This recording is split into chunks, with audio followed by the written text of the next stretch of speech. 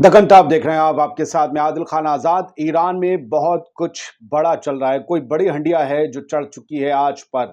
और आप यकीन मानिए अगले कुछ घंटों में ईरान का हमला इजराइल पर हो सकता है। मैं कुछ सोर्सेस के हवाले से आपको एक खबर दिखाने जा रहा हूं। ये करंट रिपोर्ट हैं जो जंग की खबरों पर और मिडिल ईस्ट की खबरों पर नजर रखते हैं। इन्होंने चारों रेजिस्टेंस मूवमेंट के झंडे लगाए हैं। पहले आप इस बात को समझिए। यमन के हाउथीज, लेबनान का हिजबुल्ला और इसके अलावा सीरिया और इराक के ग्रुप्स, ये तमाम लोग इस वक्त बैठकर मीटिंग कर रहे हैं। और इनके साथ है मौजूद ईरान की आईआरजीसी के कमांडर। पूरी तरीके से स्ट्रैटेजी बनाई जा रही है। याद रखिएगा, इस बार ईरान अकेले हमला नहीं करेगा। लेबनान, सीरिया, इराक और यमन और ईरान, 5 लोग मिलकर इजराइल पर 5 तरफ से हमला करेंगे। किस किस को रोका जा सकेगा ये पता नहीं है। मैं आपको कह रहा हूं एक ही वक्त में ये हमला होगा, ताकि सब कुछ एक एक हौश-पौश की स्थिति बन जाए और ये डिफेंस सिस्टम काम ना कर पाए। ये बता रहे हैं करंट रिपोर्ट की situation is rapidly developing in middle east. बहुत तेजी से जो है वो बदल रही है सिचुएशन पूरे मिडिल ईस्ट में। और हिजबुल्ला, हाउथीज, इराकी इस्लामिक रेजिस्टेंस और आईआरजीसी के तमाम इन सब के ग्रुप्स जो हैं, इन सब के मूवमेंट जो हैं, लड़ाके, वो मेन कमांडर जो हैं वो तेहरान में मुलाकात कर रहे हैं और बहुत बड़े रिटेलिएशन का प्लान बना रहे हैं इजराइल के खिलाफ। अब एक तस्वीर देखिए। आज ईरान की राजधानी तेहरान में इस्माइल हानिया का नमाज जनाजा उनकी पढ़ाई गई और इसे सैयद अली खामनेई साहब ने पढ़ाया। अब इसके बाद कत्ल ले जाई जाएगी उनकी बॉडी और वहां दफनाई जाएगी। लेकिन नमाज जनाजा में देखिए, तमाम पॉलिटिकल लीडर्स ईरान के भी मौजूद हैं। हमास के जो हमास खुद ही अपने आप में पॉलिटिकल विंग है। इस्माइल हानिया के बाद जो पॉलिटिकल लीडर्स थे वो लोग मौजूद हैं। लेकिन यहाँ पर कहीं भी वर्दी में आईआरजीसी का कोई कमांडर नहीं है। बताया ये जा रहा है कि आईआरजीसी के कमांडर इस फ्यूनरल में, इस प्रेयर में, इस नमाज जनाजा में आने के बजाय बहुत बड़ा प्लान बना रहे हैं। और इस बार ईरान किसी भी किस्म की देरी करने के मूड में नहीं है। एग्जीक्यूट फौरन किया जाएगा प्लान को, फौरन हमला करने की, मतलब रिटेलिएशन जबरदस्त तरीके से होगा और फौरन होगा। जितना हमने पिछली बार देखा था 10-12 दिन लगे थे अपने लेबनान में मारे गए कमांडर्स का बदला लेने के लिए, सीरिया में जो किया था ड्रोन और मिसाइल अटैक टेल अवीव पर, वैसा नहीं होगा। दिन नहीं लगेंगे, जो कुछ होगा जल्दी होगा। और ये एक रीजनल वॉर की तरफ ले जा सकता है पूरे मिडिल ईस्ट को। करंट रिपोर्ट ने रिपोर्ट दी है कि none of the commanders of the Iranian army of the और द आईआरजीसी, ईरान की आर्मी, आईआरजीसी, किसी का भी कोई कमांडर नहीं था मौजूद इस नमाज जनाजा में। ये तमाम लोग की नामौजूदगी एक ही सवाल उठा रही है कि कोई बड़ा प्लान बन रहा है और फौरन रिटेलिएशन करेगा। ये सब लिखा हुआ है। ये 2 लोग हैं जो पिछले दो दिन में इजराइल ने निशाने पर लिए हैं। ये हिजबुल्ला के नंबर 2 हसन नसरल्ला के बाद जो लेफ्ट साइड में वर्दी में, और इस्माइल हानिया को आप जानते हैं। हिजबुल्ला के कमांडर फौद शुकर, ये जो हैं पूरी हिजबुल्ला की जो आर्मी, जो बटालियन है, जो मिलिट्री फोर्स है, उसके सर्वा थे। कई सालों से उसे खड़ा करने, मजबूत करने का काम इन्होंने किया था। परसों रात बेरूत में हुए हमले में ये मारे गए। इसका ऐलान कल रात लेबनान ने किया है।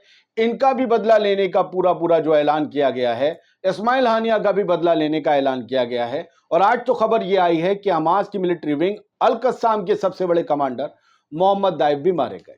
तो ये बड़े नुकसान तो जरूर हैं, लेकिन अब बड़ा बदला लेने का मौका इन लोगों के पास है। क्या ये कर पाएंगे? इस तरफ सारी दुनिया की निगाहें हैं। और क्या कर पाने के बाद क्या कर पाएंगे, क्या बड़ा करेंगे जो इजराइल पर प्रेशर डाले या नुकसान करे, उसको भी दुनिया देख रही है। हालात बहुत कमजोर हैं। हम फिर से कह देते हैं, हम किसी भी ऑर्गेनाइजेशन को ना प्रेस करते हैं ना ग्लैमराइज करते हैं। हमारा काम सिर्फ न्यूज देना है। जो भी इनपुट्स आ रहे हैं सोर्सेस के हवाले से आपके सामने ईमानदारी से रख रहे हैं, न्यूट्रल तरीके से रख रहे हैं।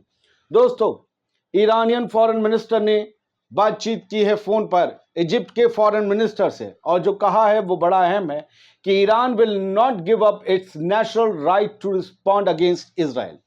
कि ईरान इजराइल पर हमला करेगा और उसका हक है, नेशनल राइट है, और वो इसके तहत हमला करेगा, इजराइल को जवाब देगा। क्योंकि इजराइल ने हालांकि ना अभी तक कबूल किया है ना नकारा है इस्माइल हानिया के ऊपर जो स्ट्राइक हुई है। इजराइल ने नहीं कहा कि हमारा हाथ है, लेकिन उसने इनकार भी नहीं किया। जबकि बार बार बार बार ईरान की तरफ से, हमास की तरफ से कहा जा रहा है।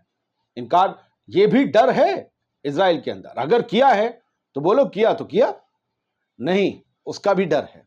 अभी तक ये कोई कबूल ही नहीं कर पाया है। ऐसा लग रहा है किसी आतंकवादी संगठन ने ये काम किया है और वो जिम्मेदारी नहीं ले रहा है डर के मारे। खैर, कौन लेगा जिम्मेदारी ये तो वक्त बताएगा, लेकिन माना जा रहा है इजराइल ने अंजाम दिया है। लिहाजा कहा गया है कि इजराइल पर फॉरेन मिनिस्ट्री ऑफ ईरान की तरफ से कि ईरान ये बदला जरूर लेगा। ईरान इसलिए लेगा, ईरान की इज्जत की बात, तो तेहरान में आकर, राजधानी में आकर उनके मेहमान जो कि वो सेरेमनी में शामिल होने आए थे ईरान की राष्ट्रपति की, उन्हें मार दिया गया। तो फिर ईरान की सिक्योरिटी पर तो बट्टा है। रेड अलर्ट साइरेंस एक्टिवेट हो चुके हैं माउंट हरमान इलाके में। हिजबुल्ला एक्टिव है, हिजबुल्ला रुका नहीं है अपने कमांडर के मारे जाने के बाद भी, और ये सब कुछ चल रहा है कि लगातार इजरायली कब्जे वाले इलाकों में सायरन बज रहे हैं। और एक खबर यह भी तैर रही है सोशल मीडिया पर कि इस्माइल हानिया की लोकेशन उनके व्हाट्सएप अकाउंट से ट्रेस की गई, और इसमें फेसबुक और व्हाट्सएप के जो मालिक हैं मार्क जुकरबर्ग, उनकी तरफ से पूरी मदद इजराइल की गई है। अगर ये सब कुछ हो रहा है तो ये बड़ा खतरनाक है।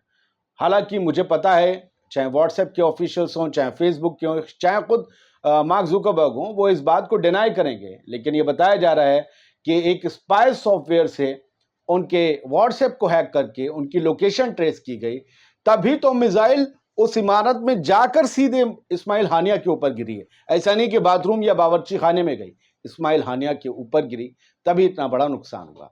बहुत बड़ी डेवलपमेंट्स है पूरे मिडिल ईस्ट में।